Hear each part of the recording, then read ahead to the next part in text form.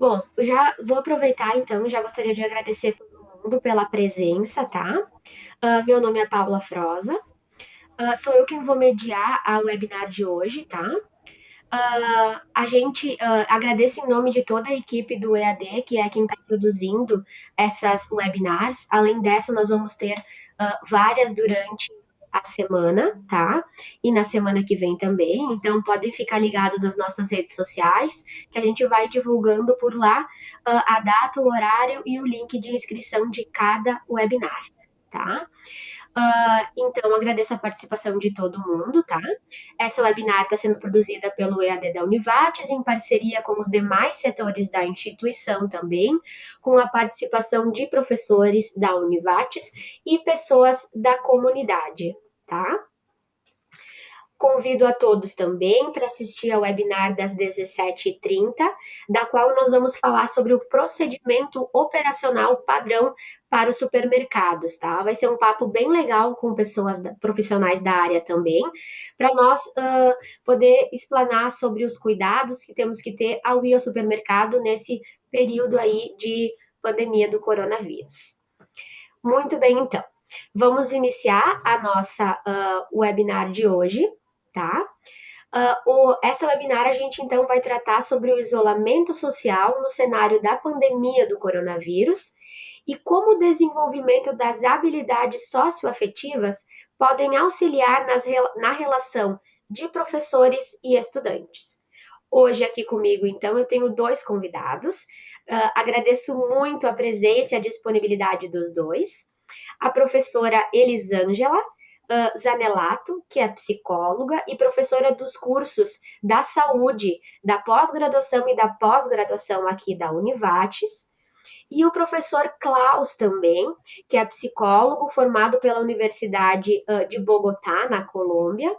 Ele é facilitador e supervisor de grupos de intervenção no programa Sente e também co-desenvolvedor do programa socioambiental Seja.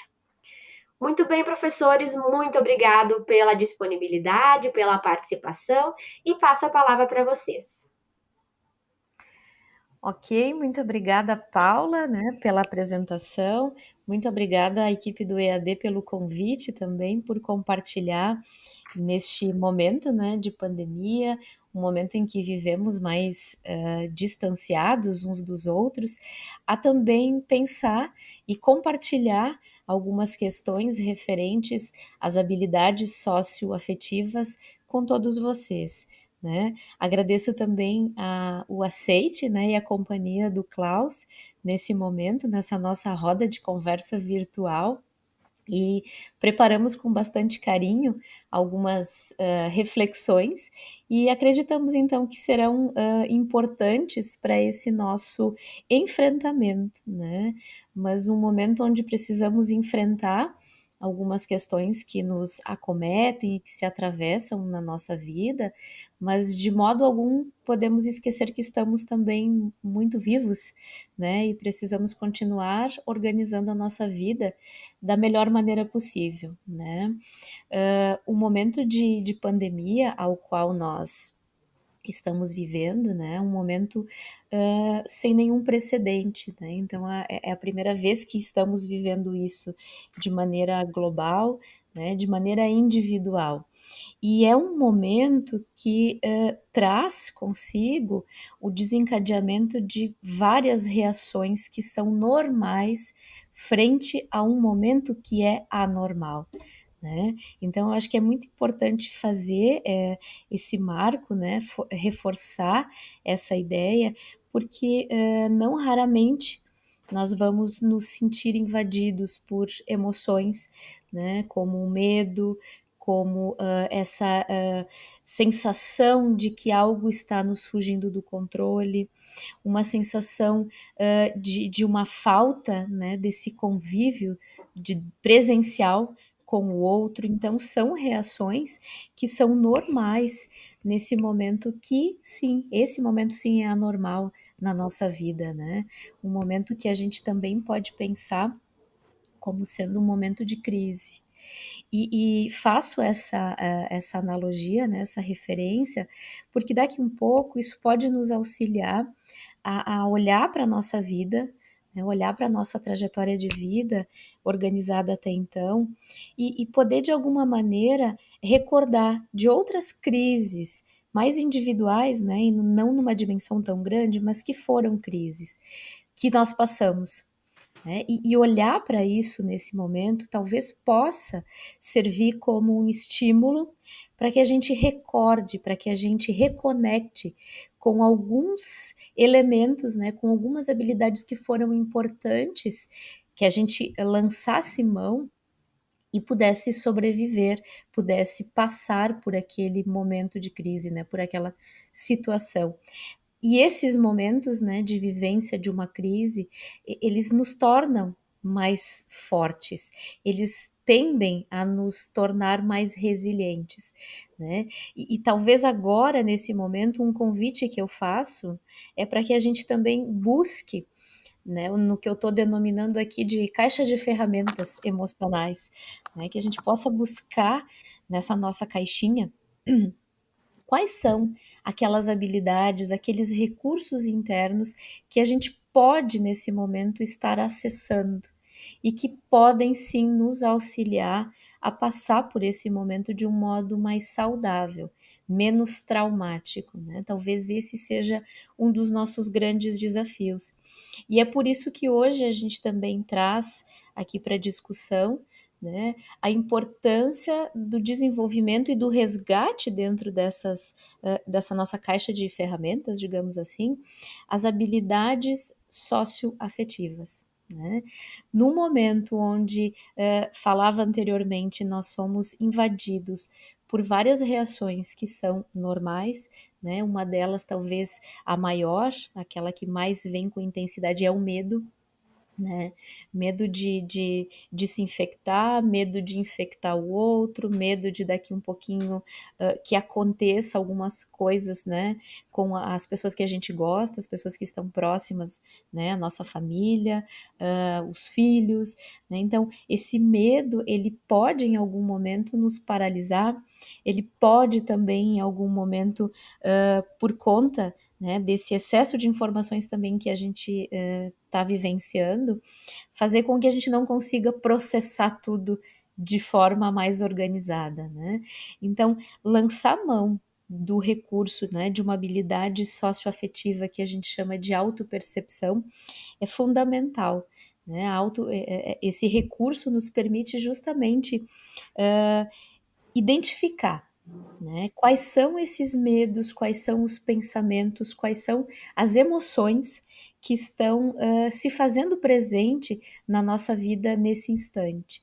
Só dessa forma, né, quando a gente consegue identificar, reconhecer e dar um nome a isso, as questões já começam a se acomodar de uma forma um pouco mais tranquila, né, eu diria, para que a gente possa, a partir daí, poder fazer o gerenciamento das nossas emoções, que daqui a pouquinho também, né, em algum momento estão desreguladas, né? Elas não estão mais funcionando da forma com que estavam antes, justamente porque a nossa vida também está tendo que ser readaptada, né? Então, por isso que auto-perceber as emoções, os nossos pensamentos, e a partir daí também poder olhar para os nossos comportamentos, né? Num momento onde parece que toda a nossa vida está funcionando dentro da nossa casa. Né? Então, é o trabalho, são as questões familiares, são as questões domésticas, está tudo num espaço muito menor. Então, a partir desse primeiro momento, né, de resgate e desenvolvimento dessa habilidade de autopercepção, é que a gente vai conseguir fazer, né, ou desenvolver uma segunda habilidade que se refere a esse gerenciamento, né, a esse automanejo. Então, duas ferramentas muito importantes que a gente denomina de habilidades, né, socioafetivas. E aí gostaria, né, de perguntar para vocês e de perguntar para mim, mas também estender, né, e fazer um bate e volta agora com o meu colega Klaus, em relação a isso, assim, né? Como é que a gente pode gerenciar as nossas emoções, os nossos comportamentos e tentar fazer essa distinção entre o que está sob o meu controle e o que não está sob o meu domínio, né? O que eu posso controlar e o que eu não posso. Então, também gostaria, né, Klaus, de te chamar para a conversa e de me auxiliar a pensar em relação a ao desenvolvimento, né, dessa habilidade aí socioafetiva. Sim, ótimo. Ahm, Bom, obrigado pela oportunidade aqui de entrar em contato com vocês, mesmo virtualmente. É um recurso maravilhoso que a gente tem, que a gente pode explorar hoje em dia e que, de certo jeito, nos ajuda a nos mantermos conectados. Eu concordo, a gente está numa situação que é inédita, mas que tem umas características que podem se encontrar em outras situações de emergência relacionado com essa questão socioafetiva, socioemocional. Primeiro que nada, a questão de qual é a relação, qual é o contato que a gente tem com as emoções em situações de crise. E uma das coisas que pode surgir é essa relação mais binária. Por um lado, as pessoas podem ter um senso de descrença total sobre a situação. Então tentam negar as emoções que estão sentindo, cobrindo elas com responsabilidades, ou chamando de exagero, ou deixando as coisas, distanciando de algum jeito a situação. E, por outro lado, as pessoas podem estar sobrecarregadas com emoções como medo, frustração, ansiedade, e não saber como lidar com essas emoções. Então a gente se encontra nesses dois extremos, né? E aí é quando essas habilidades de reconhecimento das próprias emoções entram com a utilidade e a relevância que elas têm.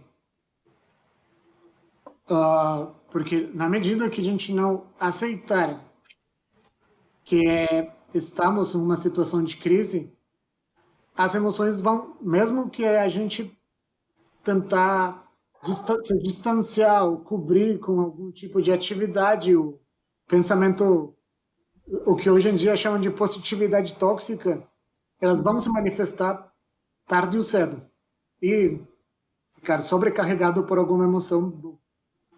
É uma situação totalmente te deixa fora do controle, né? Então a ideia é conseguir esse equilíbrio. De que jeito eu consigo identificar e manejar as minhas emoções?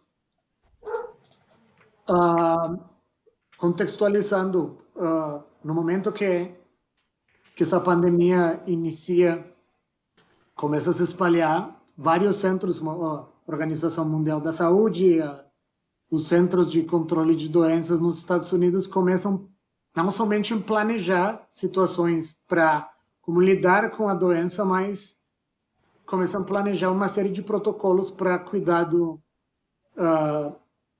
promoção da saúde mental. E entre eles começam a aparecer recomendações relacionadas com o tema que a gente está trabalhando hoje em dia. Uma das coisas bem importantes é essa questão que a Liz falou, que é quais são as coisas que estão dentro do meu controle e quais são as coisas que estão fora do meu controle. E, em geral, a tendência nesse outro espectro de ficar sobrecarregado por emoção tem que ver muito com de que jeito qual é a minha reação frente a essa situação de crise. Eu posso começar a pensar, isso não vai acabar nunca, eu vou ficar aqui, eu vou ficar doente, eu vou morrer. Começam a surgir uma série de pensamentos que, primeiro, não estão baseados, na sua maioria, em fatos reais, ou pegam fatos reais e tiram eles de proporção. Então, isso cria o que chama de um sofrimento secundário. esse sofrimento secundário começa a danificar nossa integridade psicológica. Então, nesses casos, uma das recomendações que são feitas no caso de desenvolvimento de educação socioemocional, de desenvolvimento de habilidades socioafetivas, é iniciar por nós e pelo que nós temos um pouco mais de controle que o nosso próprio corpo.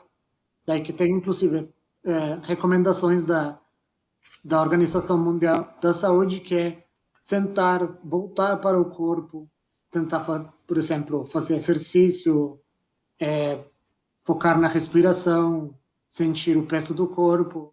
Tem uma série de recomendações que tem que ver com voltar para uma coisa que a gente tem mais controle.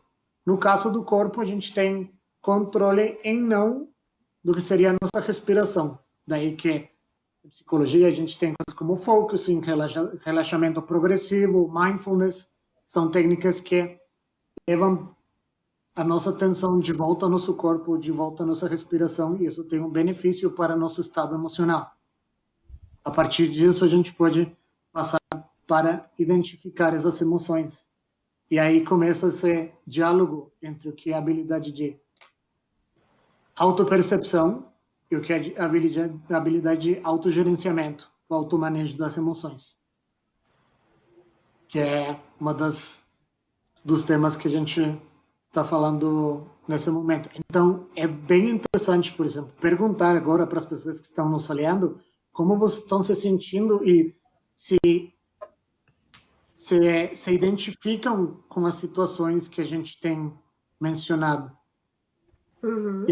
Eu poderia fazer um convite de tentar, nesse momento, se vocês estiverem deitados ou sentados, tentar voltar um pouco o corpo e aproveitar algumas respirações, pode ser 3, pode ser 5, para se centrar no corpo, sentir o peso do corpo, os pontos de contato e tentar habitar esse corpo, que é aquilo do qual a gente tem um pouquinho mais de controle. Vou aproveitar esse teu gancho, Klaus, só para avisar para o pessoal que está assistindo que o nosso chat não estava disponível antes, mas já foi regularizado. Então é só atualizar a página do YouTube que o chat vai ficar disponível e assim vocês já podem interagir com nós, mandando seus comentários ou daqui a pouco nos falando como vocês estão passando por esse processo agora, como vocês estão se sentindo, como comentou o professor Klaus, e também enviando perguntas.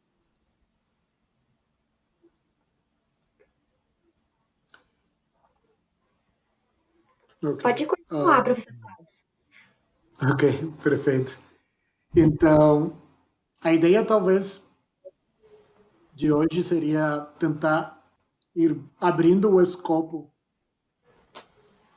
da situação e das habilidades que acompanham essas estratégias para lidar com essa situação de crise. E também abrir o escopo no senso de começar pelo individual, pelo pessoal, até chegar a esse ponto de comunidade.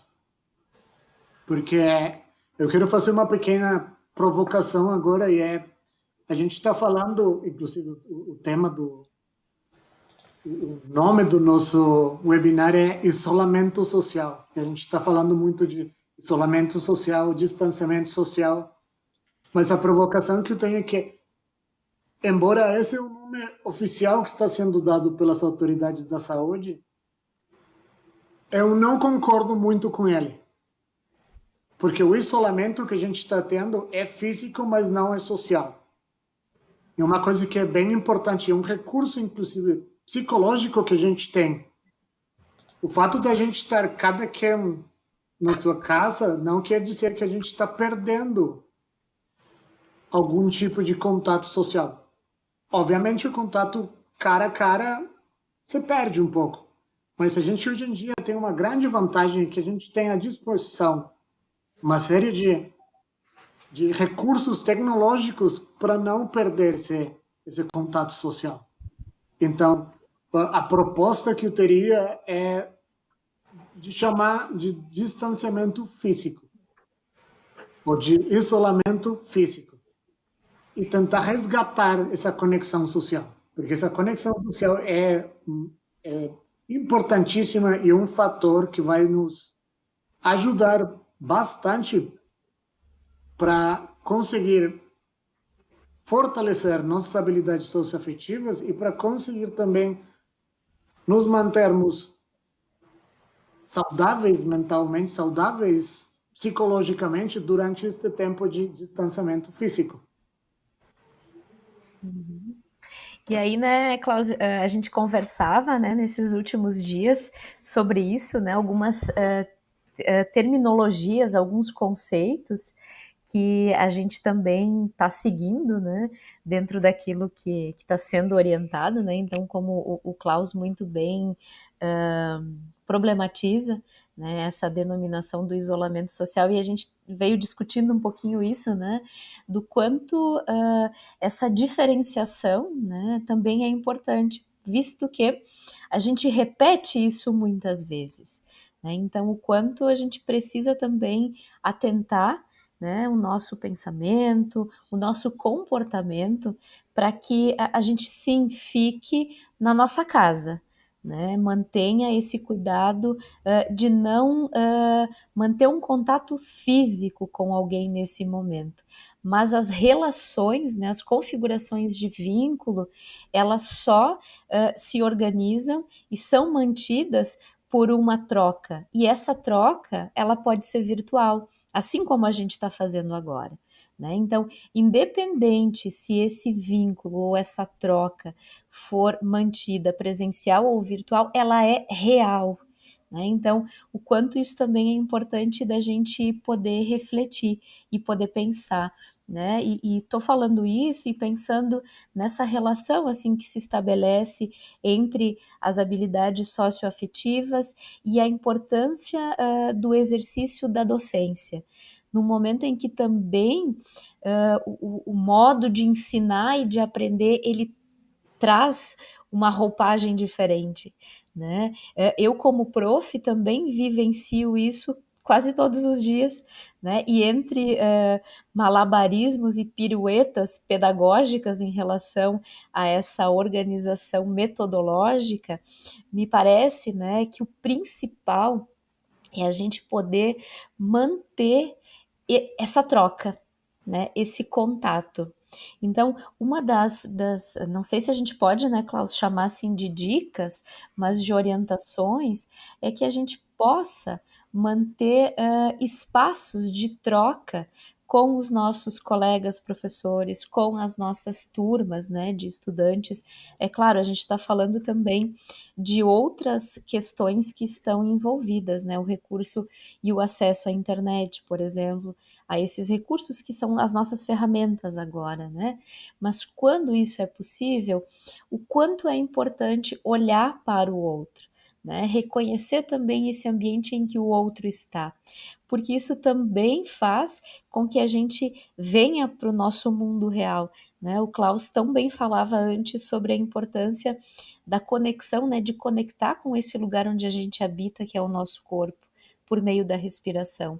Talvez essa troca, né, virtualizada, essa troca que a gente faz por essa modalidade online, ela se mantém necessária também nesse período para que a gente possa olhar no olho do outro, mesmo que seja assim, às vezes com um tempo de atraso pelas conexões, né? Mas isso nos mantém humanos. Então, o quanto esse comportamento é um comportamento que a gente poderia dizer que é de uma ordem saudável, que faz com que o nosso distanciamento se permaneça físico e não social, porque como humanos nós precisamos, né, se sentir pertencente a um grupo. Então, quando a gente também se isola, a gente acaba carecendo um pouquinho mais, né, de daqui um pouco alguns hábitos, como esse do toque, né, da presença do outro mais física que estávamos acostumados. Então, o quanto também a gente pode, nesse momento, resgatar e usar este recurso para fazer esse olho no olho, né, para poder fazer uma troca também significativa, porque me parece, né, que muito da habilidade de educar, né, e hoje a gente fala para um público de professores, né, de educadores, a denominação que couber melhor para cada um. Então, o quanto educar tem a ver com cuidar, né? E daqui a pouquinho, hoje mais do que nunca, é importante que a gente possa fazer esse exercício do olhar, né? Um olhar sensível, um olhar que acolhe, né? Eu acredito muito nessa função do professor e nesse momento talvez ainda mais como uma função de ser continente, né? Talvez alguns estudantes, alguns colegas professores e algumas famílias podem estar mais à deriva, né? Não sabendo como organizar a sua nova rotina, daqui a pouco nem compreendendo o quanto a rotina ela é importante para a nossa vida, né? Se daqui um pouquinho a gente vai mudar as questões em relação ao horário que a gente acorda, né, ao horário que a gente vai fazer a nossa alimentação, é, desimporta isso. O que importa é manter a organização da rotina. É isso também que nos estrutura como sujeitos. A gente precisa. Então, como professores, eu fico pensando aqui a importância de manter, né, pelo menos um contato com os seus estudantes, que daqui a pouco seja num horário diferenciado, reduzido, mas que exista esse cuidado em olhar para o outro, né? Porque quando a gente consegue daqui a pouco desenvolver essas habilidades que estávamos falando agora, né, de autopercepção, de autogerenciamento das suas emoções, a gente pode ser um precursor dessas ações e de compartilhar. É isso que faz com que nós possamos continuar cada vez mais juntos, né? Apesar deste distanciamento que o Klaus alertava, né? Ele é físico. E me parece que essa é uma preocupação bastante importante para que a gente não se isole emocionalmente, para que a gente não caia nessa tendência de não falar sobre aquilo que está sentindo, né? A gente pode muito bem, né, negar como um recurso também básico e do nosso funcionamento, mas o quanto o outro nos auxilia a sair do nosso mundo, né? E talvez agora a gente precise dessas pessoas, assim, desses agentes externos que nos puxem, né? Que nos estimulem a falar sobre aquilo que a gente está sentindo, né? Então, talvez a configuração de sala de aula e a relação que se estabelece com os estudantes, ela precisa ser organizada ou se pautar muito mais por essa questão de uma escuta mais ativa, né, de uma escuta atenta àquilo que está sendo anunciado pelo estudante. Né? E quando eu falo isso, né, gente, é claro que eu também estou aqui pensando o quanto a gente precisa exercitar a nossa escuta. Escutar é uma habilidade também, né? Escutar significa estar disponível internamente para aquilo que o outro vai nos entregar. Por isso a escuta ela é uma forma de acolhimento, né? Mas para isso a gente também precisa estar minimamente organizado, precisa estar minimamente bem, né? Para que a gente possa fazer essa escuta atenta, né? Essa escuta mais ativa e a partir daí poder também auxiliar esse outro, né? E aqui a gente está falando de forma, ou tentando, né, falar de forma mais específica em relação aos nossos estudantes. Então, essa rotina de talvez estabelecer um horário na semana, né, para quem é possível no dia, mas para ter esse momento de interação, muito mais do que produzir ou repassar um conteúdo. Né? Isso os estudantes, as crianças já estão fazendo por conta, né, da entrega das tarefas, mas o que a gente está falando aqui é de uma habilidade social e afetiva. Então, a importância de manter esse espaço de conversa, né, que é real, né? É, um dos desafios importantes nesse cenário é o que acontece nesse momento que a educação forçosamente passou de presencial para educação à distância, né? Então uma grande série de desafios, de momentos difíceis onde nos deparamos com questões como a questão acadêmica, essa fusão que tem entre o que acontece em casa, o que acontece no trabalho, o que acontece na escola. Então, nos deparamos com vários dramas, por assim dizer. Então, eu acho que se a gente focar um pouco na base da área de educação e dos educadores, um educador, além do conteúdo que ele tenha que passar, ou além dessa parte mais acadêmica, é um ponto de referência. Se a gente for para escolas, para ensino fundamental, ensino médio, ensino infantil, a gente vai ver o educador como, inclusive no ensino superior, a gente vai ver o educador como base, como uma figura de referência. E o que se cria em cada configuração de sala de aula é um espaço de acolhimento, um espaço de comunicação. Pelo menos essa é a intenção. A partir dessa base de conexão, dessa base de comunicação, vai surgindo a questão acadêmica. Então, nesse momento onde nós estamos nos vendo forçados a passar de uma configuração para outra, às vezes meio que nessa transição se perde muito esse componente de comunicação. E a educação ainda mais vira uma coisa conteudista, né? Eu tenho que produzir conteúdo para os meus alunos consumir e entregar resultados para mim, né? Isso traz consigo uma série de dramas, por exemplo, a fusão de casa e escola, ou a fusão de casa e trabalho para os professores. Fica um pouco nebuloso onde inicia um território e finaliza o outro. Então, daí o que eles falavam sobre ter uma rotina, manter uma rotina, é incrivelmente importante. Mesmo se a gente não estivesse falando sobre o contexto da educação, manter uma rotina é um fator importantíssimo em situações de isolamento. Porque mantém um senso de ordem. E o ser humano gosta de coisas que são predicíveis. Porque um grande estressor durante a história da humanidade é o desconhecido. Então, se eu não tenho uma estrutura, se eu não tento criar uma estrutura, o desconhecido sempre vai ser o minuto seguinte, o dia seguinte. Então, daí que, inclusive, tem fontes professoras também que falam que, inclusive, a gente deveria manter uma rotina dos intervalos que a gente tem.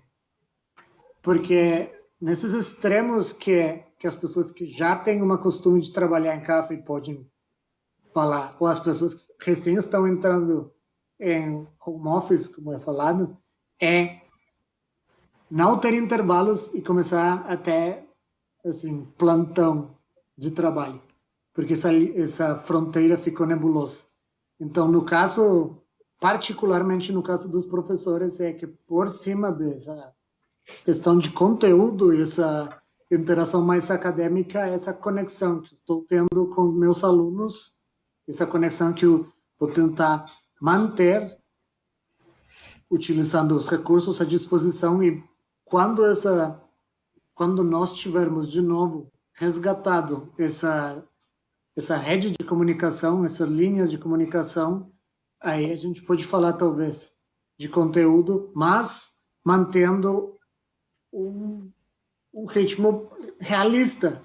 Parte do que é autopercepção dentro de habilidades socioafetivas tem que ver muito com reconhecer limites e fortalezas que a gente tem. Então, eu posso ter uma fortaleza no senso de ser muito didático, ter alfabetismo informático, por exemplo, e conseguir utilizar YouTube, fazer apresentações maravilhosas, mas além disso, bom, eu preciso saber que esse trabalho que eu vou ter, essas conexões, comunicações que eu vou ter, vão ter umas limitações. Eu tenho que ser ciente delas. Então, a gente nesse contexto está falando muito de como se fosse a metáfora de correr uma maratona. A gente não sabe por quanto tempo a gente vai ter que estar nessa situação. Então a gente tem que criar um ritmo que seja saudável para nós.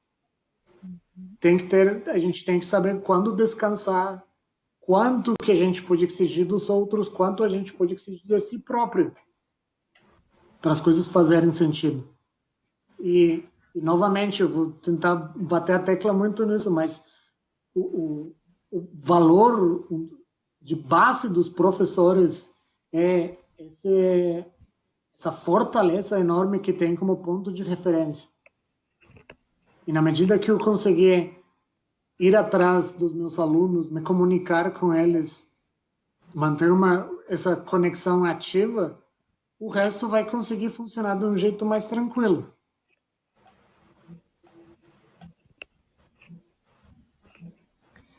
E por isso que é importante, né, Klaus, a gente poder pensar, né, o quanto desenvolver estas habilidades ou se permitir pensar sobre elas enquanto, né, ou nesta função, nesse momento como professor, como educador, é interessante porque nos auxilia a nos organizarmos de uma maneira mais saudável, né, e poder também repassar isso para os nossos estudantes, né?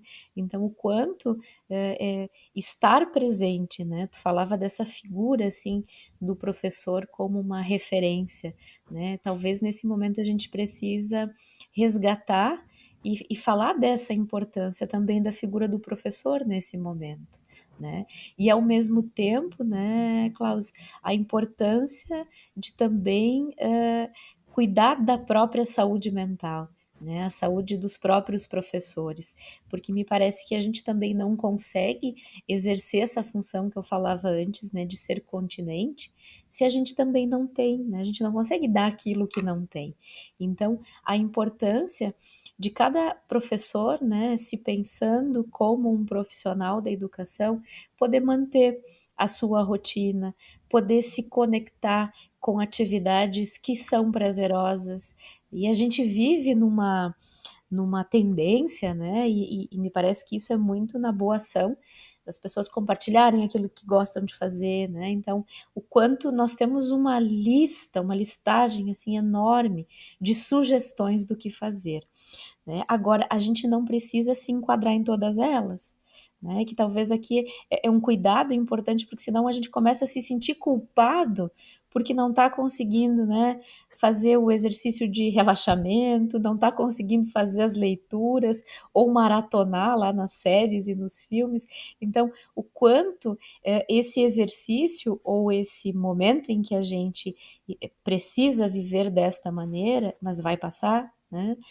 A gente também está tendo um convite para se autoconhecer, né? Me parece que a gente pode também se sentir provocado e fazer desse momento obrigatório como uma possibilidade de se conhecer, uma possibilidade de acessar e saber o que que nos faz bem, o que que recarrega as minhas energias, o que que me deixa melhor para que eu possa também ser uma fonte estimuladora ou provocadora, né, desse outro. Como é que eu faço para cuidar da minha saúde mental, né, gente? Então acho que esse é um momento muito importante, porque senão a gente também cai num outro extremo e como o Klaus dizia, né, parece que a gente tem que estar produzindo o tempo inteiro.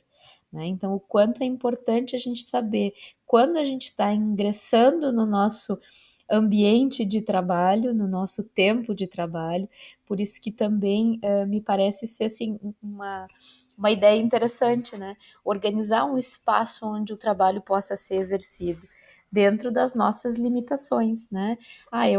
Né, me parece que aquele quarto ou aquele cômodo da casa é o mais adequado. Então, quando a gente for produzir, quando a gente for trabalhar, né, que a gente possa se dirigir para este lugar, certo? E que a gente possa manter, sim, essa rotina que diz respeito ao nosso descanso, porque essa linha, ela ficou mais tênue ainda, né? Então, o quanto a gente precisa cuidar para também não descarregar ou não fazer, né, desse momento de trabalho uma forma de sublimar, né, uma forma de descarregar a nossa atenção, as nossas emoções. Então, esse é um recado, eu diria, que é super importante, mas que é um desafio. Mas a gente pode começar a fazê-lo, né? Justamente para a gente continuar podendo se manter como uma figura de referência e como figura de contenção em relação àqueles pensamentos ou aquelas emoções que numa conversa, né, diária ou de rotina, né, que falava antes com os nossos estudantes, a gente possa realmente estar dando um sentido mais saudável para aquela relação virtual que está sendo estabelecida, né? Me parece bastante importante. Uhum. Nós temos algumas perguntas e alguns comentários aqui no chat, tá? Ah, primeiramente, tem um pessoal aqui concordando com a expressão que o Klaus usou antes, de que não é um isolamento social, né? Tu usaste outra expressão, né, Klaus? Sim, não é isolamento nem distanciamento social, é físico. Isso mesmo. Tem um pessoal aqui concordando, tá? E nós também temos perguntas. A primeira, como promover este relacionamento social aos grupos sociais que não têm acesso às redes sociais? Uma excelente pergunta. E é um dos desafios, eu acho que a gente tem em nível de países do sul global e países em vias de desenvolvimento, né? Sempre tem essa questão de equidade de um nível socioeconômico. Eu acho que, embora a gente tenha alguns desafios com relação a acesso a tecnologias, o mais básico que a gente poderia fazer é tentar com que esses grupos consigam manter uma comunicação entre eles, né? Por exemplo, eu vou dar um exemplo da minha própria vida, que talvez não conecta totalmente e eu com antecedência peço desculpas se tem algum ponto cego que eu não consigo enxergar. Mas, por exemplo, eu tenho um filho, meu filho é pequenininho, tem um ano e tá quase com um ano e meio. Ele tem a gente tem vários amigos na vizinhança. E uma das coisas que a gente conseguiu fazer nesse período de distanciamento social é falar com a vizinha que tem na frente. A gente se encontra num horário e a gente fala assim, sacada com sacada. E lembrando que enquanto a gente tem indicações bem claras de como funciona esse distanciamento físico, e na medida que a gente não estiver realmente num estado de quarentena, eu acho que na medida que a gente manter esses protocolos de distanciamento físico, a gente pode encontrar maneiras não tecnológicas de se manter em contato com outras pessoas. Eu sei que a gente está sugerindo muito trabalhar pelo lado dos recursos tecnológicos, mas a gente também pode ser um pouco mais analógico e até pode terminar sendo um convite para conhecer melhor a comunidade. Que um ponto importante aqui que eu até anotei, que a gente vai, né, abrindo desde o pessoal até o interpessoal, tocando a nossa comunidade, entrando em contato com a nossa comunidade.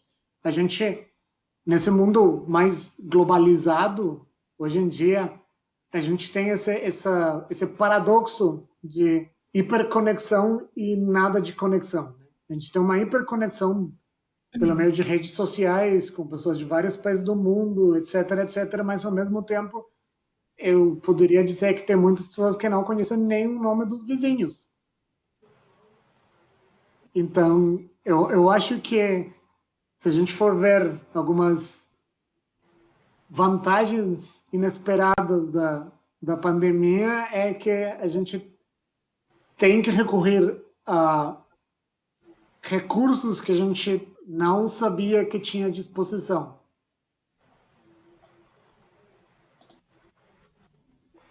Sim, aproveitar esse momento para, de outra forma, conhecer as pessoas também, não só da forma online, né? Uhum. Aham, temos mais perguntas.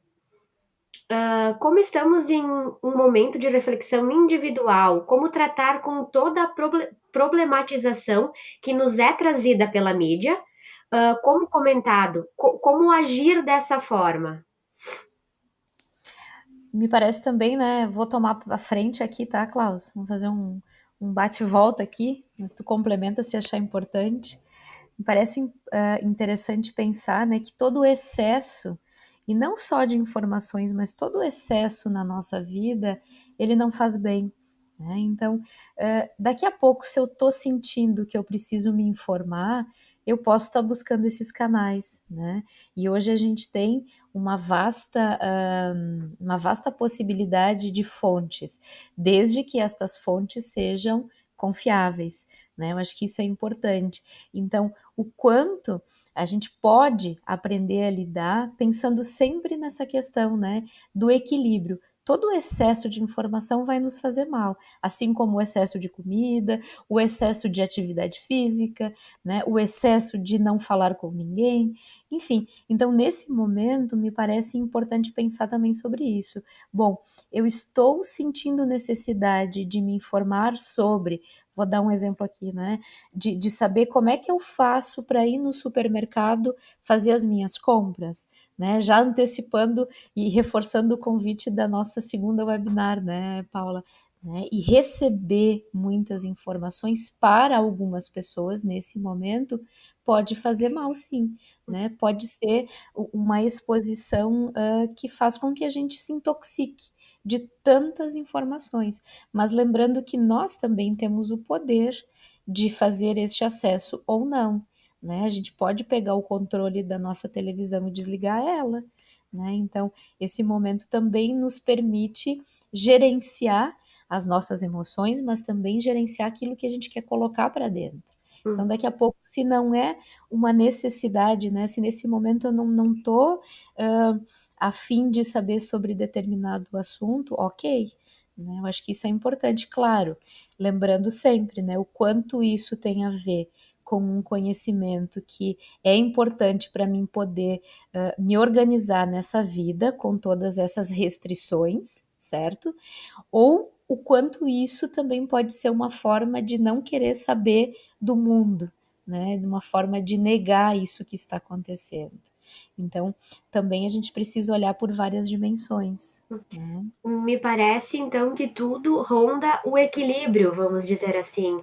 O equilíbrio de continuar tendo uma rotina, de continuar o trabalho para quem é possível, mas não exceder, vamos dizer assim, o momento do trabalho, e a rotina também de continuar com os exercícios na medida do possível, com a parte de lazer, aproveitando para assistir aquelas séries que a gente sempre quer e não consegue, aqueles livros.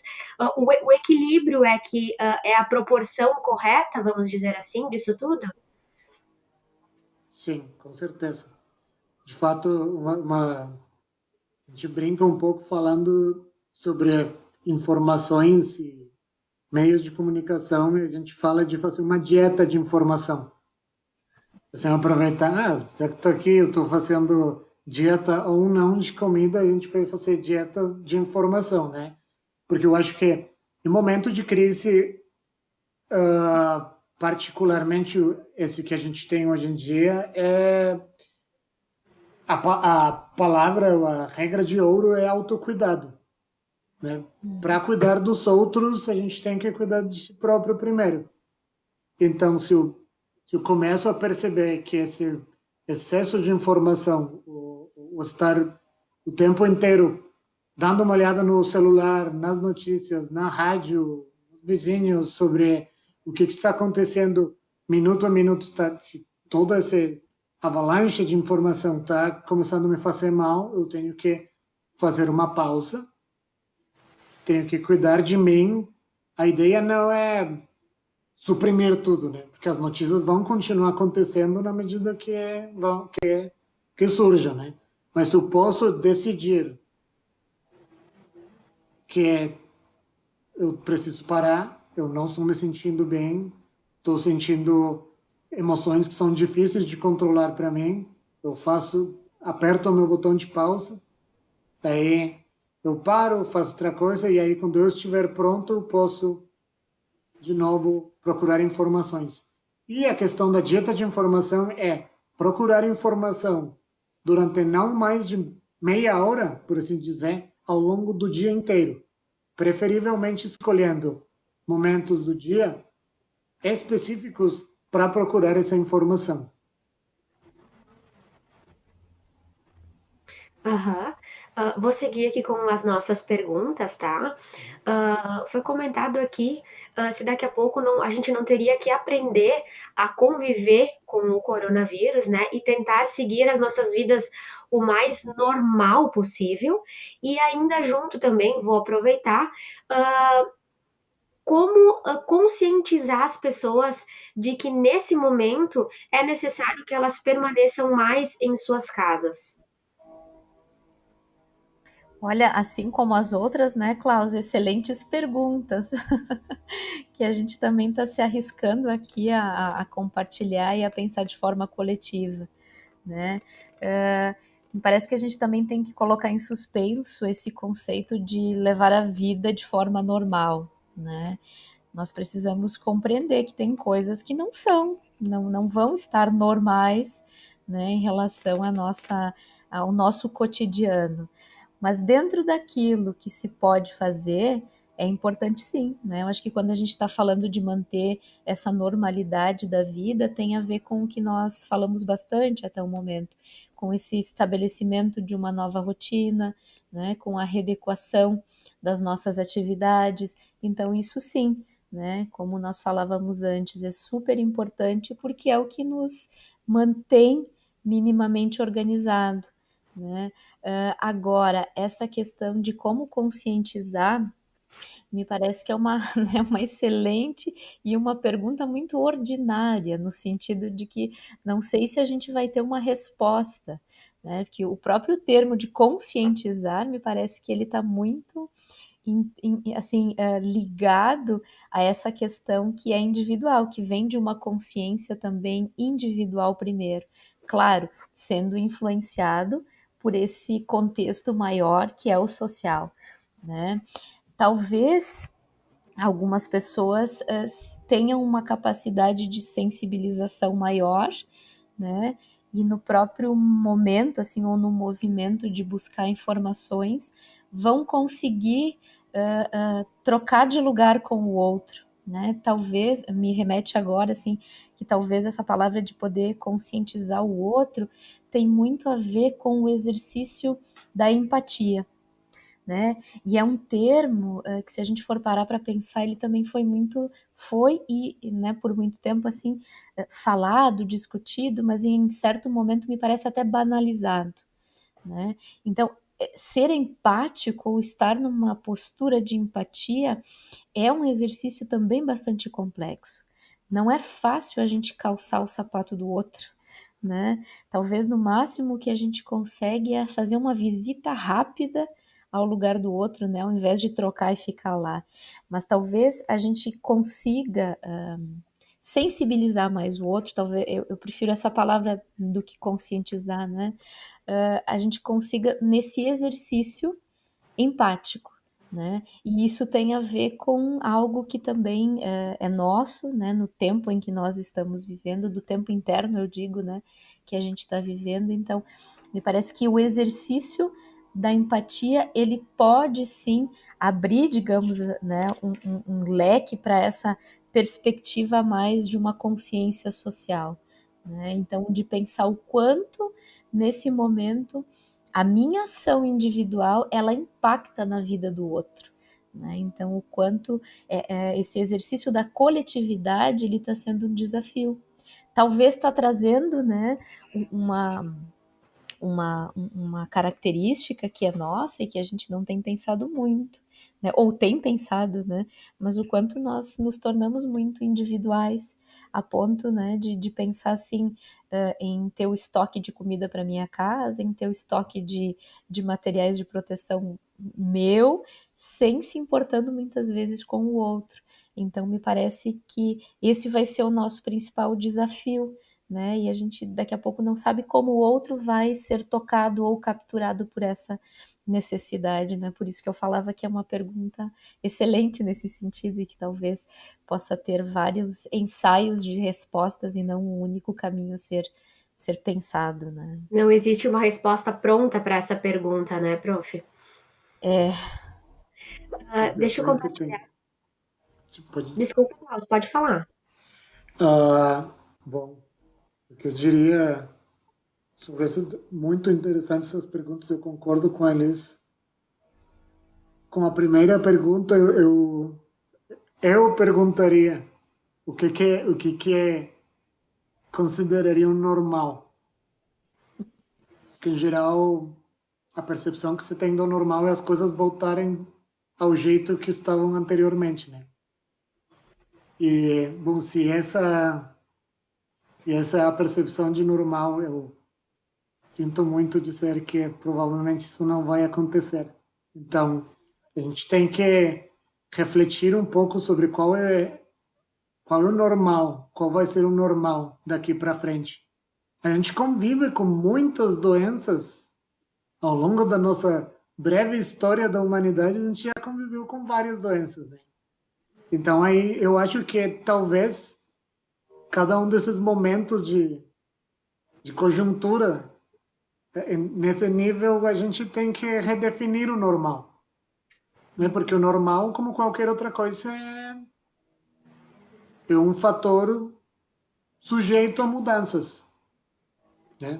Como tudo muda, essa percepção do normal vai ter que mudar e a gente tem que estar disposto a abraçar essa mudança, porque ela inevitavelmente vai acontecer. E rejeitar a mudança ou esperar um normal mais estático provavelmente vai trazer sofrimentos juntos. Em relação com conscientizar pessoas, nossa, se a gente pudesse fazer isso, eu acho que eu não teria emprego como psicólogo. A gente, o máximo que a gente pode fazer, como a Elis falou, é sensibilizar um pouco.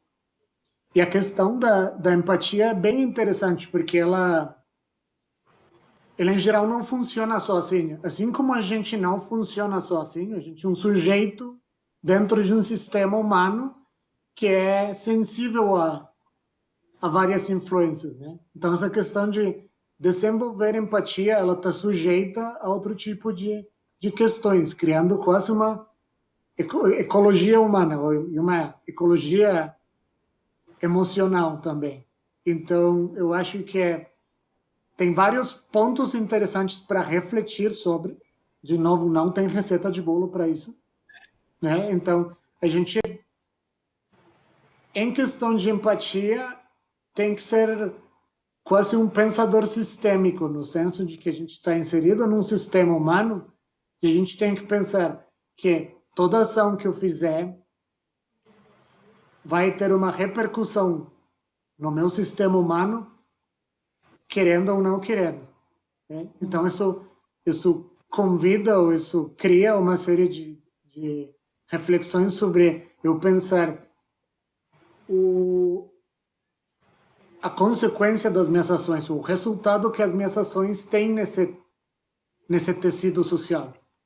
Então, por exemplo, eu me lembro que no início da pandemia tinha aquela crise do papel higiênico, né? Tudo que as pessoas levando montanhas e montanhas de papel higiênico. eu pensar, então, aí, se a gente pensasse um pouquinho mais na consequência que isso tem no meu tecido social, é que eu levo tudo isso para mim, eu não vou provavelmente usar tudo, vão ter pessoas que não vão conseguir usar, então eles vão ter que sair mais, vão estar mais expostas, isso vai me colocar em risco a mim também. Então, uma ação que parece ser inteligente ou óbvia, né? Eu tenho que comprar muito papel higiênico, eu tenho que comprar muito álcool gel. Se a gente fosse um pouquinho mais para frente, e abrisse o escopo da, do resultado dessa ação individual no coletivo, isso ajudaria um pouco, seria um impulso hacia a empatia. Uhum.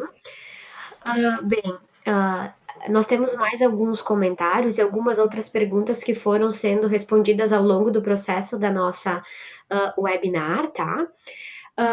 Para a gente já ir finalizando, que já são 15 horas, gostaria de agradecer muito a participação de todos, dos nossos professores convidados, a participação do pessoal interagindo no chat, nos assistindo, tá? Gostaria também de convidar a todos, às 17h30 nós temos uma outra webinar, e na sexta-feira temos mais webinars e na semana que vem também. Então, para vocês que desejarem continuar nos assistindo, fiquem ligados nas nossas redes sociais da Univates e Univates EAD, que a gente vai divulgando os links de inscrição e todas as webinars por lá, tá? Também temos um conteúdo muito bacana na nossa página do EAD, com vários cursos que são oferecidos pelo EAD da Univates, podem dar uma olhadinha lá também, tá? Para finalizar, profs, além de agradecer a participação de vocês, queria dizer que o pessoal elogiou muito as reflexões, tá? Tivemos muito comentários aqui contribuindo com as colocações de vocês, tá? E se vocês pudessem deixar então para nós alguns exercícios que a gente pode realizar em casa, então quando bater aquela aflição, aquela ânsia de querer sair, de querer ver de ver outras pessoas, se tem aí alguns exercícios, algumas dicas que a gente pode, então, seguir. Só para a gente finalizar daí a nossa webinar. Uhum. Nunca sei, né, Klaus, quem começa, né? Se tu quer. Vou tentar aqui pensar em uma dica, né? Que dica também é um negócio complicado, né, gente? Às vezes o que funciona para um pode não funcionar para o outro. E talvez vocês tiveram a sorte ou o azar, né, Paula, de ter dois psicólogos aqui nesse momento e que também problematizam algumas questões que são dadas como prontas, né? Mas a reflexão, eu acho que ela é sempre válida, prof. Talvez não Sim. sirva exatamente para mim, mas pode servir para o meu companheiro, para alguém da minha família, né? Claro, excelente. E o quanto, né, a gente pode pensar numa ideia assim de dica, mas o quanto muitas vezes a gente pode transformar essa dica naquilo que te faz bem, né? Às vezes não é daquele jeito que o Uhum. profissional também tá orientando, né?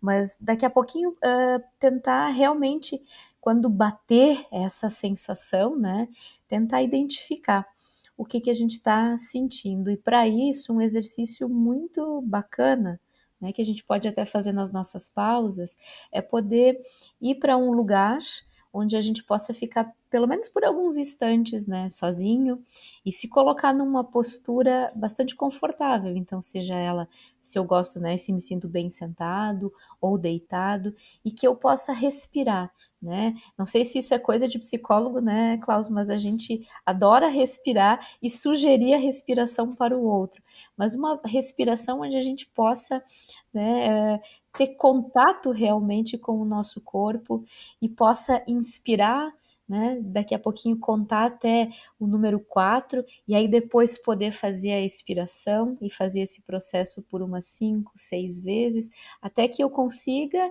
né, parar com aquele fluxo automático do meu pensamento. Porque o nosso pensamento ele é bem danado. De vez em quando ele entra, né, num giro automático e aí a gente já não sabe mais o que está acontecendo, fica uma confusão e isso faz com que a gente sinta uma inquietação. né? E se sinta, né? Muitas vezes a gente fala da ansiedade, né? Mas é muito mais uma inquietação psicomotora, a gente precisa se movimentar. Então, esse exercício ou essa dica, ela serve tanto para esse momento, agora muito mais, mas é algo que pode nos acompanhar para o restante, assim, da nossa vida, né? Parar uns instantes, poder fazer essa respiração, né? Eliminar, de certa maneira, esse excesso de pensamento tóxico, né? Para que daí sim tu possa reconectar e te perguntar, né? O que mesmo eu preciso agora? Né? Eu preciso mesmo ir para o mercado ou essa é uma necessidade de conversar com alguém? E aí, daqui a pouco, já pega a carona na segunda dica, né? Tente manter um contato com as pessoas que te fazem bem, né? Um amigo, um familiar, enfim, alguém com quem tu goste de conversar. Essa é uma dica também bastante importante. Nós falamos hoje durante quase toda a nosso espaço sobre a importância de reconectar o olhar, né? Bom, daqui a pouco não tem como fazer uma vídeo, né, com câmera, mas daí escuta a voz do outro, né? Então, eu acho que essas duas dicas, elas podem ser bem importantes, né, e bem interessantes. Eu, eu acho que eu concordo. Acho que é importante sempre tem, tem vários pontos de conexão na hora de voltar para si próprio, né? A gente pode começar pelo corpo, então a gente tem a nossa respiração, o próprio corpo. Eu posso, que nem a Elis falou, sentar, simplesmente sentir a gravidade me puxando para o chão, sentir os pontos de contato do meu corpo com as superfícies, voltar. E uma questão importante daí, eu posso conectar com a emoção que estou sentindo e com os pensamentos que estão surgindo a partir dessa emoção.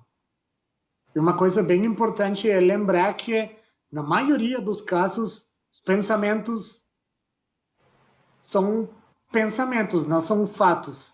Então, eles vão surgir e eles vão ir sumindo com o tempo, se a gente permitir, né? Daí a gente vai tentar reconectar com o corpo, com a respiração, com qualquer tipo de objeto de atenção que a gente escolher. Eu posso escolher meu corpo, posso escolher minha respiração, eu posso escolher um movimento físico, eu posso escolher um objeto. Eu vou voltar tantas vezes quanto for possível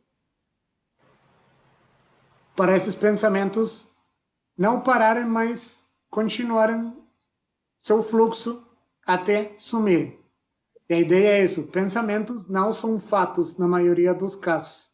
Então a gente pode deixar eles irem, né?